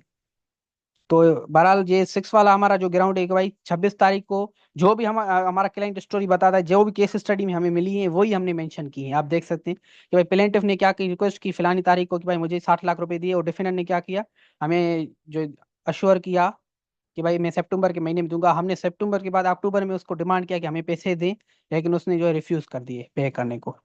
अब प्लेंटिफ जो है मजबूरन उसको लीगल नोटिस सर्व करता है, फलानी तारीख को चाहता है कि भाई मुझे अपनी पेमेंट 60 लाख रुपए आज वापस दो। लेकिन डिफेंडेंट क्या करता है, कंटेंशन अपना एक आर्गुमेंट बनाता है, counter argument legal reply to legal notice में, कि भाई मैंने इसको सारी पेमेंट कर दी है और उससे जो है पेमेंट रिसिप्ट भी शो की है। तो अब हम क्या करेंगे, जो भी लीगल नोटिस है उसके साथ साथ जो रिप्लाई टू लीगल नोटिस है वो भी हम जो है कोर्ट में जमा कराएंगे उसकी फोटो कॉपी। तो हमने लिखा हुआ है कि भाई photo copy of legal notice dated 5 तारीख और रिप्लाई देयर ऑफ डेटेड 10 तारीख is enclosed here with for the kind payroll of the honourable court. तो हम ये सारे कुछ देंगे क्योंकि ये हमने रिक्वायरमेंट पड़ी थी कि भाई जो भी डॉक्यूमेंट्स हैं जिसके बिहाफ पे आपका क्लेम बन रहा है वो आपको देने लाजमी है फर्स्ट हियरिंग पे। तो प्लेंटिफ जो हमारी होगी फर्स्ट हियरिंग पे होगी तो आपको उधर ही देने लाजमी है। उसके बाद लिखते हैं कि भाई सेल कंसिडरेशन अमाउंट जो 60 लाख रुपए है वो ड्यू है टुवर्ड्स डिफेंडेंट, बट ये डिसऑनेस्ट हो चुका है और अपनी परफॉर्मेंस नहीं कर रहा, पार्ट परफॉर्मेंस जो भी इसकी है, जो ये 60 लाख रुपए अमाउंट जो रिमेनिंग पे नहीं करा। और जो रिसिप्ट इसने जो क्लेम की है डिफेंडेंट ने वो फॉल्स हैं, फैब्रिकेटेड है, और प्लेंटिफ की झूठी सिग्नेचर्स हैं। ना ही प्लेंटिफ ने रिसीव की है फुल रिमेनिंग कंसिडरेशन अमाउंट, ना ही जो है इसने साइन की है ऐसी कोई रिसिप्ट। और प्लेंटिफ के पास कोई और ऑप्शन नहीं था बजाय कि ये कोर्ट का दरवाजा खटखटाए for the protection of his rights and title. और हमने ये देखा था कि काज ऑफ एक्शन आपको बताना है कि कब अराउज हुआ और कैसे अराउज हुआ। कि भाई cause of action to file suit कब अराउज हुआ प्लेंटिफ को, 1 तारीख को जब डिफेंडेंट ने पेमेंट देने के लिए रिफ्यूज कर दिया। उसके बाद कब अराउज हुआ, 10 तारीख को जब उसने रिप्लाई टू लीगल नोटिस में ये बताया कि भाई मैंने फुल पेमेंट कर दी है, जो है उसने जो है क्या कर दी, refuse to pay the remaining sale consideration amount, reply to legal notice में भी उसने रिफ्यूज कर दी। तब भी हमारा जो काज ऑफ एक्शन है वो अराइज हुआ है और वो अभी तक चल रहा है।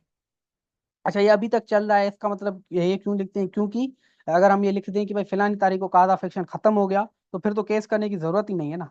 काज ऑफ एक्शन तब खत्म होगा जब आपका मसला हल हो जाए। तो इस आप कैसे लिखेंगे भाई फिलानी तारीख पे पहला मसला इधर हुआ काज ऑफ एक्शन, दूसरा इस तारीख पे हुआ, वो अभी भी चल रहा है। इसका मतलब ये है कि भाई उसी ने अभी तक हमारा मसला हल नहीं किया। अगर आप लिखेंगे कि भाई काज ऑफ एक्शन अब खत्म हो गया तो फिर तो केस तो आपका बनेगा ही नहीं। तो इस वजह से आप लिखेंगे कि भाई cause of action is continue till today, अभी तक वो चल रहा है। तो फिर जब आप कोर्ट कोर्ट कहेंगे कि भाई कोर्ट अभी चल रहा है, आप जो मसले को हल करें और काज ऑफ एक्शन को बंद कराएं हमारे को जो भी है। तो आप इस वजह से ये लिखते हैं कि भाई इस कंटिन्यू टिल टुडे। अब उसके बाद हमने देखा था कि ये जो प्रॉपर्टी है अगर रिमूवेबल है या जो भी है, उसकी जुरिस्डिक्शन आप बताएंगे कि भाई ये उसकी जो भी लोकेशन है, जुरिस्डिक्शन ऑफ द कोर्ट आप उसको बताएंगे कि कोर्ट को जुरिस्डिक्शन है या नहीं है। हमने उधर वही बताया कि ये सूट प्रॉपर्टी ये पुलिस स्टेशन कासमाबाद के जो है जुरिस्डिक्शन में आती है। और ये पुलिस स्टेशन कासमाबाद जो है इसको ऑनरेबल कोर्ट इज जो entitle to entertain the matters of this जो है जुरिस्डिक्शन। तो therefore this honourable court has got jurisdiction to hear and decide the instant suit. तो हम जुरिस्डिक्शन एस्टेब्लिश करेंगे कि भाई जुरिस्डिक्शन है या नहीं है। ये हमारा काम है, कोर्ट का काम नहीं है। हम कोर्ट को बताएंगे कि भाई ये आपकी जुरिस्डिक्शन में जो है सिचुएटेड है, इस वजह से आपको जुरिस्डिक्शन है इसको सुनने की। उसके बाद हम इस प्रॉपर्टी का वैल्यू बताएंगे ताकि कोर्ट की फीस भी हम जो है बता सकें, और जो है कोर्ट की जुरिस्डिक्शन जो है पेक्यूनियरी जुरिस्डिक्शन भी बता सकें कि भाई value of suit property is 2 crore, for which this honourable court इस जो है कोर्ट को एक जुरिस्डिक्शन है और केस डिसाइड करने को। उसके बाद जो मैक्सिमम कोर्ट फीस है उस 15,000 की वो हमने जमा कर दी है। जो भी कोर्ट फीस होती है वो स्टैम्प के जो है शक्ल में आप जो है कोर्ट में जमा कराते हैं। स्टैम्प्स जो होते हैं वो आप नोटरी पब्लिक नोटरी जो होते हैं उनके यहाँ आपको मिल जाते हैं। तो वो आप स्टैम्प्स लगाते हैं प्लेंट को। इधर मैक्सिमम जो कोर्ट फीस है वो 15,000 है, तो आप जो है 15,000 आपने दे दी। ये बस ऐसे होता है, कभी कभी होता है कि आपके पास जो जल्दबाज जो टाइम नहीं होता, तो फिर आप क्या करते मैक्सिमम फीस लगा देते हैं कि भाई अब कौन देखे कोर्ट फीस एक्ट से। अगर कम लगा दी तो फिर इस बिहाफ पे भी जो है आपका केस रिजेक्ट हो सकता है। इन केस अगर जो है जो कोर्ट फीस 10,000 है आपने 9,000 लगा दी, या 1 रुपया भी अगर आपने कम लगा दी, तो इस बिहाफ पे भी कोर्ट जो है इंटाइटल्ड है आपकी प्लेंट को रिजेक्ट करने के लिए। रिजेक्शन ऑफ प्लेंट हम जब पढ़ेंगे तो उधर ये लिखा हुआ है साफ साफ। तो इस वजह से इस चीज को जो है आप बचने के लिए आप ऐसे भी कर सकते हैं कि भाई जो मैक्सिमम फीस है वो आप जमा करा दें। फिर तो आपके पास मसला ही नहीं होगा, क्योंकि आपने मैक्सिमम फीस जो है वो जमा करा दी है। अच्छा, ये आपका प्लेंट हो गया। उसके बाद आप प्लेंट की हमने देखा था कि रिलीफ आपको बताना है। और रिलीफ को हम क्या बोलते हैं, प्रेयर, कि भाई कोर्ट से आप क्या मांगते हैं। तो कोर्ट से हम क्या मांग रहे हैं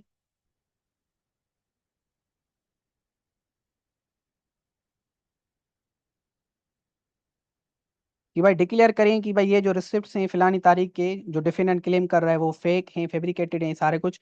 उसके बाद इसको डायरेक्ट करें डिफेंडेंट को भी, जो इसकी रिमेनिंग अमाउंट है 60 लाख रुपए, वो प्लेंटिफ को पे करे।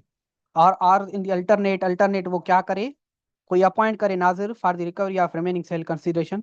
जो बंदा वो 60 लाख रुपए लेकर डिफेंडेंट से प्लेंटिफ को दे। तो ये भी आप लिख सकते हैं, क्योंकि कभी कभी क्या होता है कि आपने जजमेंट तो ले ली कि डिफेंडेंट को कोर्ट ने कर दिया बाउंड कि भाई तुम जो है पैसे दो 60 लाख रुपए। अच्छा, ये शरीका का सवाल है कि कोर्ट फीस प्लेंटिफ पे करता है। जी बिल्कुल, जो कोर्ट की फीस होती है वो प्लेंटिफ जो है पे करता है। अच्छा, ये हम जो है अल्टरनेट में क्यों लिखते हैं, कभी कभी हमारे यहाँ क्या होता है, जैसे ऊपर वाली सिचुएशन में अगर आप जजमेंट लेकर आए कि भाई डिफेंडेंट तुम जो है प्लेंटिफ को 60 लाख रुपए दो, अब वो डिफेंडेंट नहीं देता, तो फिर पुलिस तो बीच में नहीं आ सकती क्योंकि सिविल मैटर है। तो फिर आपको फिर एग्जीक्यूशन करनी पड़ेगी, फिर उसकी एनआईसी ब्लॉक होगी अगर वो कोर्ट में नहीं आएगा या सारा कुछ। तो इस वजह से आप अल्टरनेट में ये मांग सकते हैं कि भाई कोई बंदा अपॉइंट करो कोर्ट का जो नाजिर हो, जो मुझे 60 लाख रुपए लेकर दे डिफेंडेंट से। तो ये आप अल्टरनेट भी कर सकते हैं। तो ये बहुत अच्छा तरीका है, अगर आपको जो भी आप चाहते हैं तो आप ले सकते हैं। अगर क्योंकि सिविल मैटर्स में इन्फोर्समेंट बहुत ही कमजोर है मेरे हिसाब से। क्रिमिनल में क्या है कि भाई एजेंसियां बेटी एजेंसीज हैं हमारे यहाँ, पुलिस हो गई, एफआई हो गई, यहाँ खुद कोर्ट भी हो गई, वो इन्फोर्स कराने के लिए बैठी है। लेकिन इधर किसी किस्म की एजेंसी नहीं है, तो इधर आपको खुद को जो है हिम्मत करनी है। तो इस वजह से ये लिखेंगे कि भाई मैं हिम्मत के काबिल नहीं, इस वजह से नाजिर अपॉइंट करो जो मुझे 60 लाख रुपए देके। उसके बाद ये सिविल में हम लिखते हैं कि cost of the suit be borne by the defendant, कि भाई ये मेरा जो खर्चा हुआ है सूट का वो डिफेंडेंट से लेकर मुझे दो। हमारे यहाँ क्या होता है, ये हम लिखते तो हैं लेकिन कभी मिले नहीं है। और ये बहुत जरूरी चीज है, ये मिलनी चाहिए। ये जो यूके यूएसए है वहाँ के यहाँ जो भी फाल्स जो भी केसेस हैं क्यों नहीं होते, क्योंकि ये जो पेरियर है ये अलो की जाती है। इन केस अगर आप जो है केस करते हैं और आप कोर्ट ये देख ले कि भाई डिफेंडेंट ने जानबूझकर 60 लाख रुपए नहीं दिए, तो फिर कोर्ट कहेगी कि भाई ठीक है भाई तुमने जानबूझकर नहीं दिए, लिहाजा तुम फिलाना जो भी इसका केस का खर्चा है, वकील का खर्चा, केस प्लेंट का खर्चा, कोर्ट फीस जो भी है वो सारी तुम पे करोगे। तो ये होता है। लेकिन हमारे यहाँ ये जो फॉलो नहीं किया जाता। तो एक सुप्रीम कोर्ट का जज भी था जो एक पॉडकास्ट में उसे सवाल किया गया कि सर हमारे यहाँ जो लिटिगेशन है फास्ट लिटिगेशन वो खत्म क्यों नहीं हो रही। तो उसने कहा कि भाई क्योंकि फास्ट लिटिगेशन पे हमें सजा नहीं मिल रही, हमें पेनल्टी नहीं मिल रही। अगर एक के केस में, झूठे केस में किसी को कर दूं और मेरे ऊपर 1 लाख रुपए की पेनल्टी लग जाए, तो मैं जो है कि कभी दूसरी बार जुर्रत ही नहीं करूंगा किसी के ऊपर जो है झूठा मुकदमा कराने की। लेकिन अगर मैं कर दूं झूठा मुकदमा और मेरे ऊपर जो है वो फी जो है चार्जेस भी नहीं लगी, तो फिर तो मैं क्या हो जाऊंगा, एक किस्म की मुझे इंकरेजमेंट मिल जाएगी, फिर जो भी मुझे बंदा तंग करेगा उसके ऊपर मैं फाल्स लिटिगेशन कर दूंगा। तो ये बहुत जरूरी चीज है जो हमारे यहाँ फॉलो तो नहीं की जाती, लेकिन हम फिर भी मेंशन कर देते हैं, कभी कभी करते हैं कभी नहीं करते। लेकिन मेरे हिसाब से हर दफा करनी चाहिए, ताकि फास्ट लिटिगेशन खत्म हो सके। उसके साथ साथ जो बंदा है वो कोर्ट से डरे थोड़ा बहुत, कि भाई अगर मैंने इसका मसला हल नहीं किया फिर कोर्ट में जाएगा, फिर तो मुझे बात माननी पड़ेगी, उसके साथ साथ कोर्ट मुझे पेनल्टी भी लगाएगी। इससे अच्छा है कि मैं इसको जो इधर ही मसला हल कर दूं। तो ये हो सकता है, और लिटिगेशन का जो भी ओवर बर्डन है वो खत्म हो सकता है बहरहाल। उसके बाद another relief which this honourable court may deem fit may also be awarded. ये जो हम लिखते हैं इधर भी हम लिखते हैं, क्रिमिनल में जो लिखते थे, इधर हम जो सिविल में वेरिफिकेशन करते हैं, वेरिफिकेशन ये बनाते हैं जैसे एफिडेविट बनाते थे, तो इधर हम ये वेरिफिकेशन बनाएंगे कि भाई फिलहाल तारीख को ये सॉरी ये मैं सारा कुछ नबील हूँ, ये सारा कुछ, और affirm on or that the contents of the plaintiff are true and correct to the best of my knowledge। जैसे हम एफिडेविट बनाते थे, इधर जो वेरिफिकेशन बनाएंगे चीजें सारी सेम होगी, डिपोनेंट जो अपनी साइन करेगा, और deponent identified by me through NIC advocate अपनी साइन करेगा, और इधर कमिश्नर फॉर टेकिंग ओथ करेगा। और लिस्ट ऑफ डॉक्यूमेंट, जो भी आप डॉक्यूमेंट बनाते हैं, हमने पढ़े थे कि लिस्ट ऑफ डॉक्यूमेंट देने लाजमी है, तो वो हमने इधर लिखा है कि एक तो हमने एग्रीमेंट जो है वो हमने इसकी फोटोकॉपी दी है, लीगल नोटिस की photocopy, reply to legal notice की। तो जो जो डॉक्यूमेंट्स आप प्लेंट के साथ जो देंगे वो आप मेंशन करेंगे। उसके साथ डॉक्यूमेंट्स रिलाइड अपॉन, कि आपने डॉक्यूमेंट्स कौन से दिए, तो हमने लिखा है कि सर्टिफाइड कॉपीज। अगर आप ओरिजिनल दे रहे हैं तो आप लिखेंगे इधर ओरिजिनल, अगर आप सर्टिफाइड कॉपी दे रहे हैं तो आप लिखेंगे सर्टिफाइड कॉपी। उसके बाद एडवोकेट अपनी सिग्नेचर करेगा इधर। अच्छा, हमने पढ़ा था कि दोनों सिग्नेचर करेंगे, तो दोनों जो सिग्नेचर करेंगे वो इधर करेंगे, ये एडवोकेट और एडवोकेट और प्लेंटिफ। हमने पढ़ा था कि भाई pleadings shall be signed by the, जो पार्टी होगी और उसके प्लीडर जो भी होगा वो साइन करेगा, तो इधर वो हम साइन करेंगे। उसके बाद ये डिपोनेंट ने सिग्नेचर कर दिए, फिर इधर जो है एडवोकेट करेगा सिग्नेचर अपनी, एडवोकेट इधर भी अपनी करेगा और इधर भी अपनी करेगा, सिग्नेचर 2 बार करेगा। उसके बाद लिस्ट ऑफ लीगल रिप्रेजेंटेटिव देना लाजमी है। हमने पढ़ा था आर्डर जो इस जो कौन सा था, आर्डर 7 रूल जो है 26 पढ़ा था, जिसमें ये लिखा था कि लिस्ट ऑफ लीगल रिप्रेजेंटेटिव देना लाजमी है। तो हम जो है इधर टाइटल देंगे कि कौन से कोर्ट जो केस में जो लीगल रिप्रेजेंटेटिव हम दे रहे हैं। उसके बाद ये लिस्ट बनाएंगे कि भाई ये मोहम्मद साबिर है, और दूसरा ये, अगर इन केस ऑफ प्लेंटिफ मर जाता है तो नंबर 1 जो है वो इनिशिएट करेगा जो भी कोर्ट की प्रोसीडिंग्स होंगी सारा कुछ, और अगर 1 भी मर गया तो फिर ये 2 वाला करेगा। तो ये हो गए लिस्ट ऑफ लीगल रिप्रेजेंटेटिव्स। तो प्लेंटिफ ऐसे ड्राफ्ट होती है, और प्लेंटिफ से रिलेटेड जो भी चीजें थी हमने आपको बताई कि ये वेरिफिकेशन और जो लीगल रिप्रेजेंटेटिव की लिस्ट। और कोई सवाल हो तो काइंडली पूछिएगा।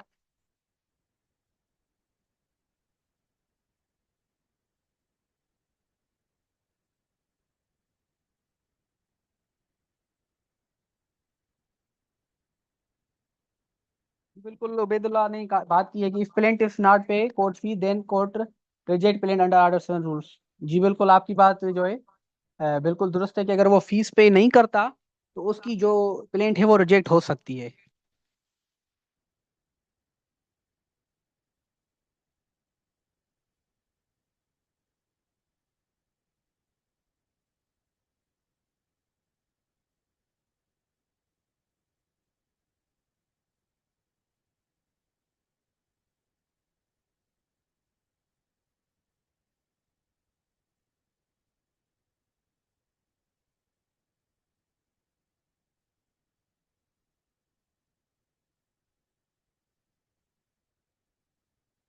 अच्छा, ये शरीका का सवाल है कि कमिश्नर फॉर टेकिंग ओथ की समझ नहीं आई।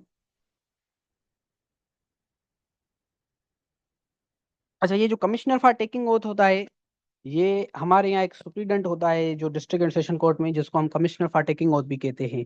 तो जो सुप्रीडेंट होता है, तो हम उसको जो क्या करते हैं, वो जो भी हमारा केस होता है डॉक्यूमेंट उसको देते हैं, फिर वो जो होता है वो अपनी सिग्नेचर उधर करता है।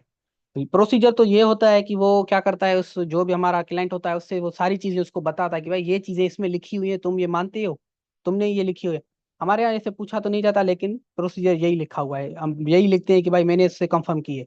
तो वो जो होता है सुप्रीडेंट वो उससे पूछता है, फिर उसके बाद वो अपनी सिग्नेचर करता है, और वो जो सुप्रीडेंट होता है वो उसकी ऑफिस के थ्रू फिर वो कोर्ट में डॉक्यूमेंट जाते हैं।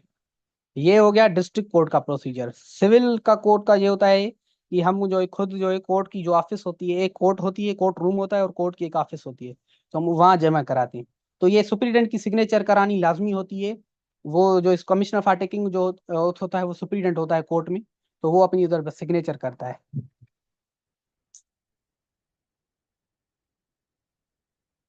अच्छा, शरीका का सवाल है कि अगर लीगल रिप्रेजेंटेटिव की भी डेथ हो जाती है तो फिर केस खत्म हो जाता है। तो मेरे हिसाब से इसकी मुझे ज्यादा पता नहीं, लेकिन मैं अपना नॉर्मल अपनी जो भी सोच है वो यूज करके ये कह सकता हूँ कि अगर दोनों मर जाते हैं तो फिर मेरे हिसाब से अगर कोई तीसरा आता है जो क्लेम करता है कि भाई मैं इंटाइटल्ड हूँ इसका केस लड़ने के लिए, क्योंकि ये मेरा परदादा था, या मेरा वालिद था, या मेरा वो था, या सारा कुछ, अगर वो जो रिलेशन जो है इस्टेब्लिश करता है और कोर्ट को वो सही लगता है, तो फिर कोर्ट वो केस चलाएगी। अगर वही कोई भी लीगल रिप्रेजेंटेटिव उसके बाद नहीं आता कोर्ट में, तो फिर वो केस खत्म हो जाएगा।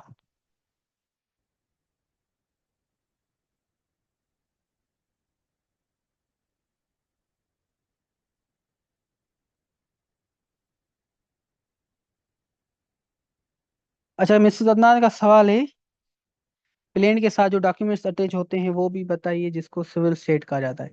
अच्छा, प्लेन के साथ जो हमने डॉक्यूमेंट्स देखे, जो भी आप सिचुएशन टू सिचुएशन जो है डिफर करते हैं ना, जैसे अगर ये एग्रीमेंट है तो आपको एग्रीमेंट की कॉपी, और लीगल नोटिस अगर आपने दिया है तो वो, और रिप्लाई टू लीगल नोटिस आपके पास रिसीव हुआ है तो उसकी कॉपी, और जो भी प्रॉपर्टी के रिलेटेड अगर डॉक्यूमेंट्स आप देना चाहते हैं, जो भी क्लेम आपको बन रहा है अगर, तो फिर वो आप देंगे। तो वो तो आपको जो हमने देखा कि लिस्ट ऑफ डॉक्यूमेंट्स देंगे, उसके बाद वो मेंशन करेंगे भाई मैंने ये डॉक्यूमेंट्स जमा कराए हैं। जो आपका सवाल है सिविल स्टेट का, ये मुझे समझ नहीं आया कि ये आप क्या कह रहे हैं। काइंडली इसको रिपीट कीजिएगा थोड़ा।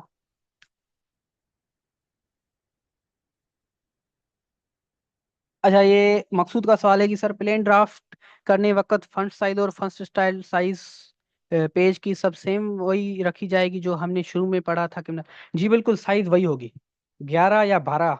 जो फंट साइज होती है जो नॉर्मल, जैसे टाइटल की तो बड़ी करते हैं, जैसे वो जो है जाहिर हो सके, पढ़े जो है अच्छा लगे। बाकी जो टेक्स्ट की होती है वो 12 होती है या 11 होती है, तो वो जो है आप 12 रख ले तो अच्छा होगा, क्योंकि कभी कभी जजेस जो होते हैं वो मेरी तरह क्या होते हैं, वो ग्लासेस या होते हैं वो पहनते हैं, तो इस वजह से उनके लिए आसानी हो जाएगी। तो जो वही होगा, जो भी फंड साइज जो पेज सेटअप होगा वही क्रिमिनल वाला ही होगा। अच्छा, उबैदुल्ला ने कहा है ये थर्ड रिप्रेजेंटेटिव अपॉइंट होगा, तो जी बिल्कुल, ये बात उबैदुल्ला की भी सही है कि थर्ड होगा। अगर वो कोई आता है एस्टेब्लिश करता है रिलेशन तो फिर वो ही होगा। अगर वो कोई नहीं आता तो फिर नॉन प्रोसिक्यूशन में चला जाएगा, कि भाई कोई आया ही नहीं है, तो इस वजह से नॉन प्रोसिक्यूशन में वो केस खत्म हो जाएगा।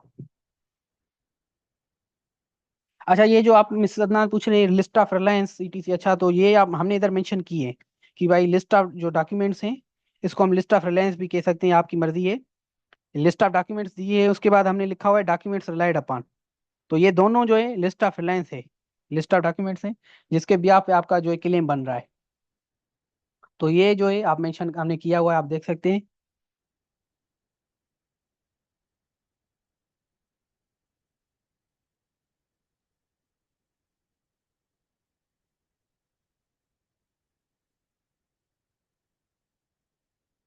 अच्छा, ये शरीका का सवाल है, अगर लीगल रिप्रेजेंटेटिव की डेथ के बाद भी कोई क्लेम करता है तो उसके लिए क्या प्रोसीजर है, स्टैम्प पेपर पे ऑथराइजेशन लेनी होती है? अच्छा, फिर वो स्टेटमेंट जमा कराता है। क्योंकि कोर्ट में अगर कोई भी नई चीज आती है, डॉक्यूमेंट भले आए या कोई भी आता है, तो एडी हम पढ़ेंगे जब एडिशन ऑफ पार्टी और स्ट्राइकिंग आउट ऑफ पार्टी, तो वो एप्लीकेशन होती है। आगे हम जो है हम पढ़ेंगे, उसको ड्राफ्ट करेंगे, तो उधर हम ये देख लेंगे कि भाई अगर कोई पार्टी ऐड होना चाहती है तो उसके लिए क्या एप्लीकेशन है, कौन सी ऑर्डर रूल तक होगी।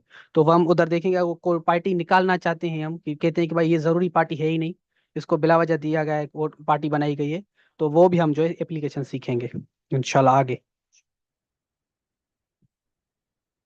और किसी को कोई सवाल है तो काइंडली पूछेगा, तो नहीं तो हम क्लास को वाइंड अप करते हैं क्योंकि टाइम भी हो गया है।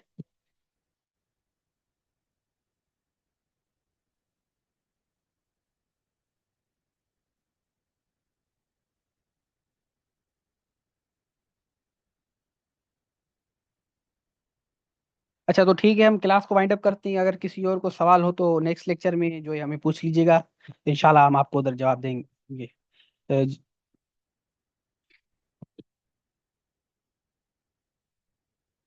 तो जजाकल्ला, फी अमान अल्लाह।